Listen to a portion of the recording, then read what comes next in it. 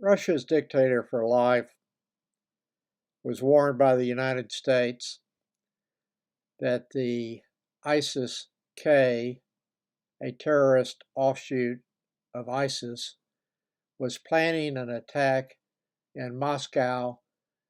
A security alert was posted on March 7th by the U.S. Embassy in Moscow about the risk of attacks on concerts in Russia's capital. The U.S. privately warned Russia's dictator under its policy of duty to warn when it has credible evidence of a terrorist attack about to occur in another country. It doesn't matter if it's a country that is an enemy of the United States or an ally. Putin made this response to that warning on March 19th, 2024, that was reported in TASS, a publication that he totally controls.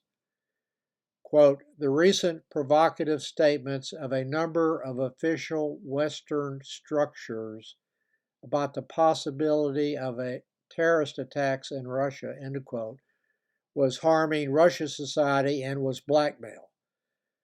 It is impossible for me to make any sense of the blackmail part of that response. This information can be found in an article titled "Putin Dismissed U.S. Warnings About a Terror Incident as Blackmail Just 3 Days Before Concert Hall Attack," published by Business Insider. Apparently, Putin took no measures at all to warn the Russian public after dismissing the U.S. warning, and failed to take any additional security precautions to protect the concert hall that was attacked. Based on security footage I've reviewed online, the attackers entered the arena unmolested by anyone. So is Putin going to talk now about his own failure to protect Russian citizens after receiving the warning from the United States? No, of course not. He will never take that kind of responsibility onto himself.